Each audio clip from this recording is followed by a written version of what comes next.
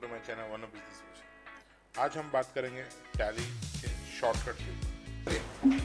ठीक है, पहले हम शुरुआत करेंगे डेबुक से। ठीक है, जैसे कि डेबुक अभी आप देखते हैं, अगर मुझे डेबुक में कोई अगर डेट चेंज करना रहे तो हम क्या करते हैं, अल्ट F2 करके हम डेट को चेंज करते हैं। ठीक है, टैली में डेबुक का शॉर्टकट है कि डेट चेंज करने का।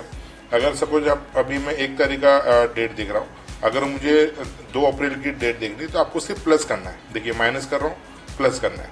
माइनस करने से क्या होगा, डेट माइनस हो रहा, माइनस में 2 से 1 में जा रहा है। अगर मैं प्लस कर रहा हूँ तो 1 2 3 4 आपका डेट आपका प्लस है। तो ये आपका पहला शॉर्टकट हो गया कि डेट आप माइनस प्लस करके चेंज आप इजिली कर सकते हैं। ठीक है, आगे बढ़ते हैं नेक्स्ट इसकी तरफ, शॉर्टकट की तरफ। जैसा कि अभी डेबुक है और मेरा ये 1 तारीख का मेरा डेटा है।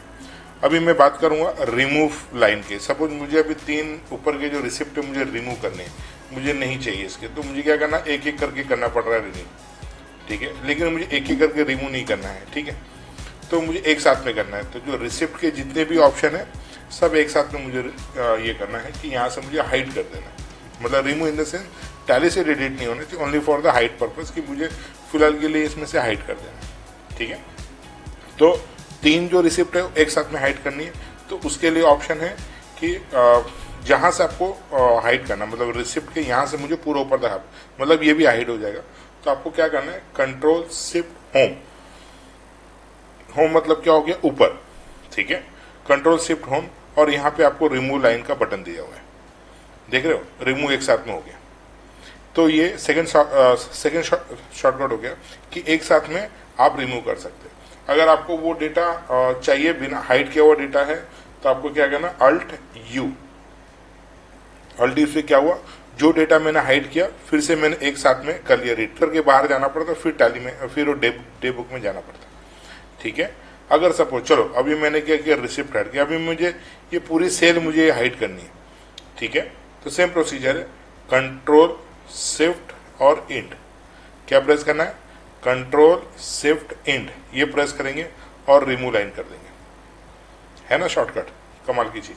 तो यहां से आप ये कर सकते हैं। अगर डेटा आपको पूरा चाहिए तो अल्ट यू से क्या होगा, डेटा जो मैं हाइड किया हुआ है वो मेरे ये मतलब रिमूव किया हुआ है, वो फिर से मुझे डेटा आ जाएगा। ठीक है, टैली में शॉर्टकट थर्ड है, सेलेक्ट ऑल करेंगे तो ये आपके पूरे डेटा को सेलेक्ट ऑल कर सकते। अगर मुझे सेलेक्ट डेटा का कुछ कारणवश मुझे कुछ काम करना है तो सेलेक्ट ऑल करके भी मैं कुछ एक्सपोर्ट या प्रिंट आउट कर सकते हैं। तो कंट्रोल स्पेस बार करेंगे तो ये आपका क्या हो जाएगा, सेलेक्ट ऑल हो जाएगा। ठीक है, देन अभी अगर आप देखेंगे कुछ मुझे अगर ये प्लस माइनस करना है, अगर मुझे ये देखना है कि ये मेरा जो पूरा सेल्स का डेटा है इसका टोटल वैल्यू क्या है, तो हम कैलकुलेटर पैनल को ऑन करेंगे। तो कैलकुलेटर पैनल तो नीचे ऑन नहीं है, तो उसका शॉर्टकट क्या, कंट्रोल एंड। क्या है, कंट्रोल एंड। कंट्रोल एंड से करेंगे तो क्या होगा, हमें वो शॉर्टकट हमारे जो कैलकुलेटर पैनल है वो ओपन हो जाएंगे। अगर मुझे कुछ प्लस माइनस करना है तो यहाँ पे मैं कर सकता हूँ। ठीक है, देन आगे बढ़ते हैं। वीडियो में आप बने रहिएगा क्योंकि और भी ऐसे ऐसे नए शॉर्टकट है जो शायद आपको नहीं पता रहेगा और आपके डे टू डे लाइफ के लिए बहुत इजी होगा। अब सपोज चलिए अब नेक्स्ट बढ़ते हैं। जैसे मुझे ये 3 प्रोडक्ट है, 3 प्रोडक्ट में से ये थर्ड वाला प्रोडक्ट ना मेरे को हाइड करना है, मतलब निकाल देना, सॉरी डिलीट नहीं करना है, मतलब यहाँ से निकाल देना।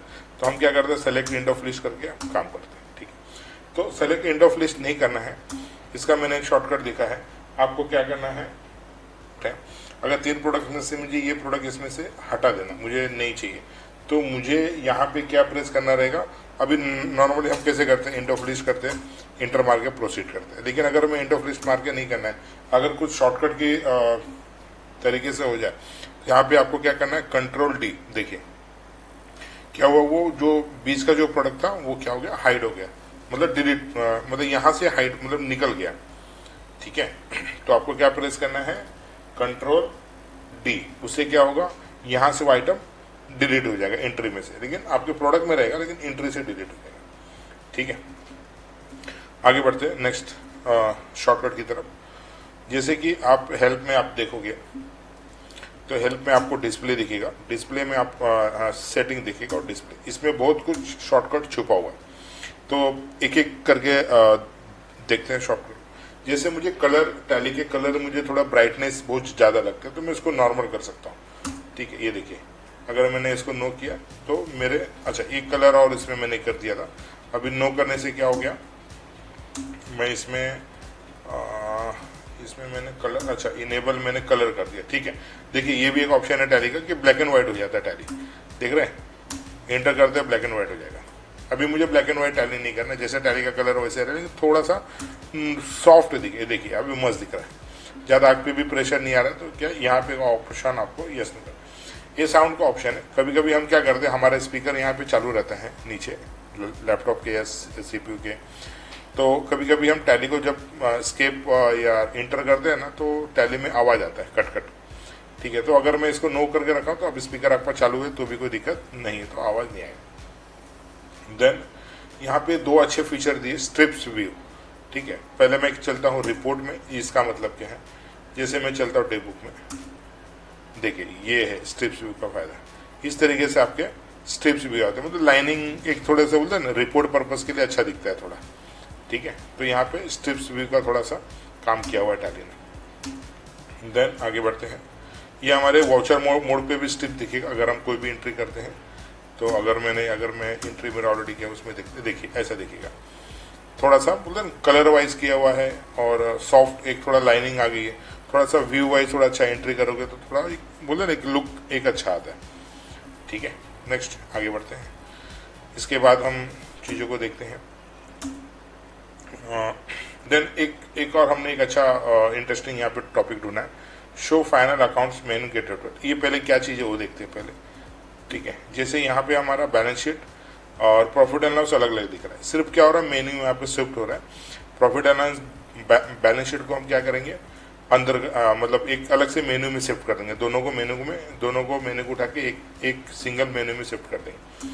तो यहाँ पे जाना है, फाइनल अकाउंट्स जो गेटवे मेन्यू दी है वहाँ पे आप उसको प्रेस करना है। जैसे प्रेस करोगे देखो यहाँ पे आ जा रहा है फाइनल अकाउंट। इसके अंदर क्या क्या आ जा रहा है, profit and loss, balance sheet, cash flow, fund flow, ये सब इसमें आ जा रहा है। ठीक है, तो वो ऑप्शन अगर यस करेंगे तो ऑटोमेटिक पूरा का पूरा ये आपका ऑप्शन एक मेनू के अंदर बन जाएगा। ठीक है, नेक्स्ट। देन अभी एग्जाम्पल पकड़िए कि मैं सेल की रिसिप्ट की मैं एंट्री कर रहा हूँ, तो मुझे अगर कोई बैंक से सिलेक्ट करना है, जैसे मुझे बैंक से पेमेंट करना है तो मुझे HDFC बैंक लेना पड़ा। तो क्या ऐसा हो सकता है कि बैंक मेरा ऑटोमेटिक सेट हो जाए? उसके लिए करना क्या है, ये बहुत रेयर लोगों को पता है ये ऑप्शन कि कैसे इसको यूज़ करना। आइए देखते हैं कैसे इसको यूज़ करते हैं। रिसिप्ट में हमें जाना है और हमें एक क्लास बनाना पड़ेगा। ठीक है, क्लास बना के हम मल्टीपल बैंक को भी सेट कर सकते हैं। सपोज मैंने HDFC का क्लास मैंने HDFC लिख लिया, ये अच्छा रहेगा, बेटर आपको समझना। HDFC को मैंने HDFC में लिख लिया। ठीक, ICICI बैंक को मैंने, यहाँ पे मल्टीपल बैंक भी आप सेट कर सकते हो। मैंने ICICI बैंक में, जब भी मैं रिसिप्ट की एंट्री करने जाऊँगा और सपोज मैं अभी सेल के विंडो में हूँ और अगर मैं रिसिप्ट के विंडो में जाऊँगा तो यहाँ पे पूछेगा आपके कौन से बैंक से पेमेंट करो, बस यहाँ पे आपको बैंक ही सेलेक्ट करना है और बैंक सेलेक्ट करोगे तो ऑटोमेटिकली आपका पेमेंट के और रिसिप्ट का बैंक आपका ऑटोमेटिक आपका हो जाएगा सेव।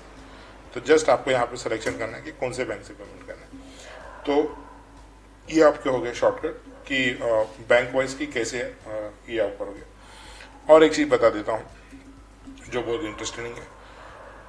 चलते हैं यहाँ पे चार्ट्स ऑफ अकाउंट। ठीक है, लेजर पे एंटर मारेंगे, यहाँ पे एक एक्सेप्शनल रिपोर्ट किया। अगर आप देखना चाहते हो कि मेरे पास अनयूज कितने लेजर हैं जो मैंने अभी तक यूज ही नहीं किया और बना के छोड़ दिया, तो आप इंटर मारोगे तो यहाँ पे आपको अनयूज दिखेंगे। ये मैं यहाँ पे अभी इस हमारे टैली में एक भी लेजर अनयूज नहीं है, तो लेकिन मैं यहाँ पे 2-3 एक बना के आपको दिखा देता हूँ कि अगर सपोज मैंने उसका अगर कुछ भी उसका ट्रांजेक्शन नहीं हुआ है। ठीक है, चलिए देखते हैं।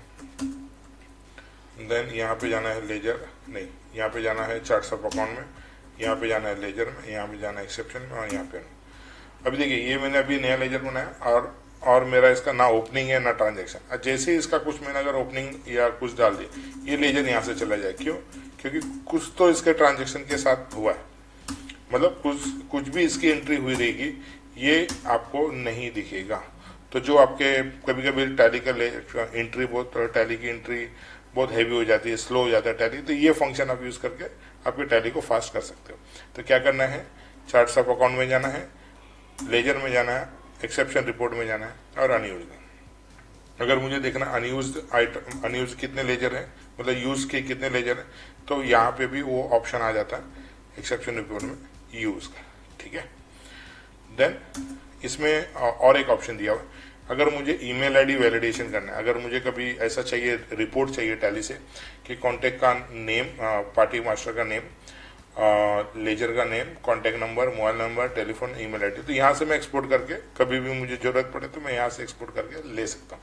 तो ये बहुत अच्छा रिपोर्ट दिया टैली ने, जो अगर कभी भी जरूरत पड़े तो हम यहाँ से एक्सपोर्ट करके ले सकते हैं। देन वैलिड जीएसटी नंबर, अगर मुझे सपोज मेरे बहुत सारे पार्टी और मैंने जीएसटी नंबर इंटर नहीं किया, तो एक साथ में यहाँ पे जीएसटी नंबर डालने का ऑप्शन दिया हुआ है, तो आप जीएसटी नंबर डाल के आप यूज कर सकते हैं।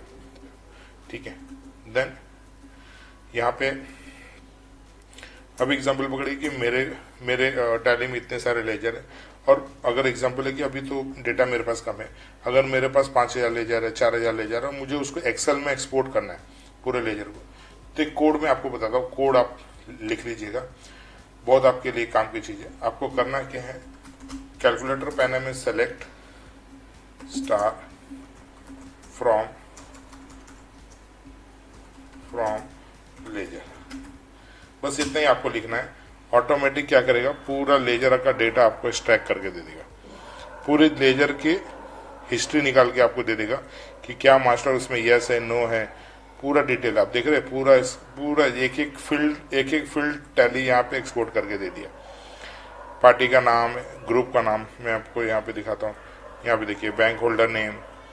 ठीक है, बहुत सारे डिटेल है जो आपको यहाँ पे एक्सपोर्ट करके मिल जाएंगे।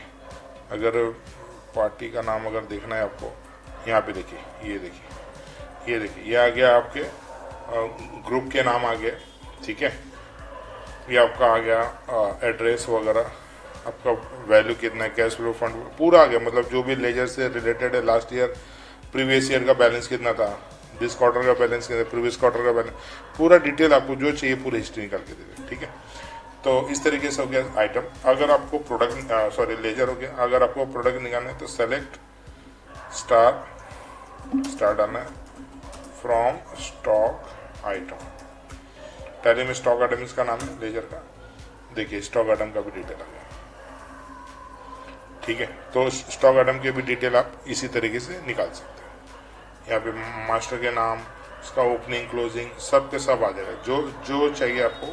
यहाँ पे देखिए, यहाँ पे लास्ट ईयर का सेल को क्वांटिटी कितना था, लास्ट पार्टी को किस पार्टी को ये प्रोडक्ट बेचा हुआ, पूरी हिस्ट्री आ गई। ठीक है, अगर आपको ऐसा रिपोर्ट को चाहिए रहेगा तो इस तरीके से आप निकाल सकते हैं। ठीक है, तो इस तरीके से आपने डे बुक में और एक फीचर था बताना, जैसे यहाँ पे आप देखोगे अगर मुझे कोई फिल्टर करना है तो यहीं से हम रिसिप्ट में जाके फिल्टर कर दी कर सकते हैं, फिर रिसिप्ट का डेटा आ सकता है, अगर पेमेंट का चाहिए तो पेमेंट आ जाएगा। देन